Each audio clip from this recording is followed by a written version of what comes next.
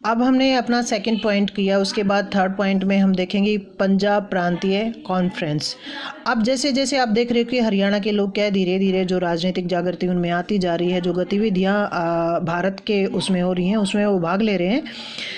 अब यहाँ क्या होता है कि इस कॉन्फ्रेंस बुलाई जाती है, कब बुलाई जाती है? अक्टूबर 1907 में अम्बाला में ये कॉन्फ्रेंस बुलाई जाती है और इसमें 5000 से अधिक लोग भाग लेते हैं। और इसमें जैसे भाग लेने वाले प्रमुख जो व्यक्ति हैं, लाला मुरलीधर, गौरी शंकर है, गंगाराम है और झंडा सिंह है, यही यहाँ योगदान देते हैं इस कॉन्फ्रेंस में। अब इसकी अध्यक्षता कौन कर रहे हैं? लाला लाजपत राय इसकी अध्यक्षता कर रहे हैं। ये आपका इम्पोर्टेंट था तो हमने यहाँ आपको बता दिया इसमें। और इनके इस कॉन्फ्रेंस के प्रयास स्वरूप क्या होता है कि भाई हरियाणा में 1908 में प्रत्येक ज़िले में कांग्रेस की शाखाएं खुल जाती हैं भाई। तो ये इसका योगदान देखने को मिलता है कॉन्फ्रेंस का। उसके बाद लाला लाजपत राय का निष्कासन देखेंगे। अभी तक देखो हम लाला लाजपत राय का देखते आ रहे हैं कि कांग्रेस की शाखाएं खोलने में या स्वदेशी आंदोलन को प्रसार करने में वो अहम भूमिका निभाते हैं।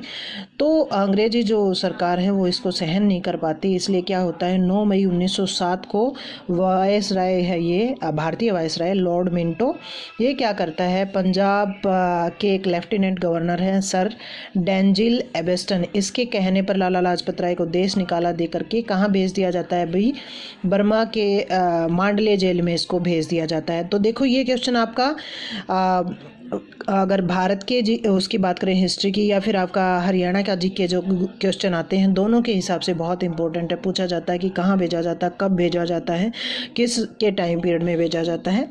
अब यहाँ देखो जब इसको भेज दिया जाता है तो लोग बहुत ज़्यादा विरोध करते हैं, जगह जगह पर जितने भी विरोध के प्रदर्शन किए जाते हैं वो और दमन चक्र चलाया जाता है सरकार के द्वारा। और अंत में क्या है, सरकार को विवश होकर के 18 नवंबर 1907 को इसको वापस छोड़ दिया जाता है। तो ये भी कई बार पूछा जाता है कब उसको छोड़ा गया था। उसके बाद एक नेक्स्ट जो आपकी गतिविधि रहेगी वो क्या है कि कांग्रेस में फूट पड़ गई। अब देखो हमने बात की कि कांग्रेस की स्थापना हो गई है, वो क्या है धीरे धीरे अहिंसावादी नीति अपना करके अंग्रेजों से अपनी मांगें मनवा रहे हैं। 1907 में क्या होता है, सूरत अधिवेशन होता है तो कांग्रेस के यहाँ 2 दल बन जाते हैं। यह भी आपका इम्पोर्टेंट है, कई बार आपका इंडिया लेवल पर जो भी क्वेश्चन आते हैं वहाँ पूछ लिए जाते हैं या हिस्ट्री में क्वेश्चन आते हैं तो उसमें पूछा जाता है कि कब फूट पड़ी, कौन से अधिवेशन में पड़ी। उसके बाद हम देखते हैं कि इसमें और क्या चीज़ें बता सकते हो कि 1907 में क्या हुआ कि उदारवादी और जो उग्रवादी विचारों के जो लोग थे वो अपना अपना कांग्रेस का अध्यक्ष बनाना चाह रहे थे। तो इसलिए क्या जमकर विरोध प्रदर्शन होता है और 2 दल अलग होकर के निकल करके आते हैं, एक नरम दल है, एक गरम दल है। तो ये इसमें आप बताओगे सारी घटनाएं, हम उसको डिटेल से नहीं बता रहे क्योंकि आप वो पढ़ के आए हो, एक बार उसको पढ़ोगे तो अच्छे से हो जाएगा। जो इम्पोर्टेंट था वो हमने बता दिया। उसके बाद नेक्स्ट क्या है, क्रांतिकारी गतिविधियां क्या रही। अब देखो 2 दल बन गए हैं, उग्रवादी दल निकल करके आ गया है, कांग्रेस से अलग हो गया है। अब जो नौजवान लोग हैं जो रुष्ट हो गए कांग्रेस की जो प्रयास या उद्देश्य चल रहे थे पहले वाले उनसे, तो कुछ एक नौजवान लोग हैं वो क्रांतिकारी विचारों के हैं, वो अपने क्रांतिकारी विचार लेकर के आगे बढ़ते हैं। और जैसे वो बम फेंकना है, लूट मार करना है, उन नीतियों में विश्वास करते हैं। हिंसावादी नीतियों में विश्वास करके वो अंग्रेजी सत्ता को यहाँ से समाप्त करना चाह रहे हैं। तो ये क्रांतिकारी अगर हरियाणा में बात करें तो वैसे अगर बात करें पूरे उसमें तो क्रांतिकारी के 2 सबसे बड़े केंद्र कौन कौन से थे, एक तो बंगाल था और एक दूसरा कौन सा था, पंजाब था।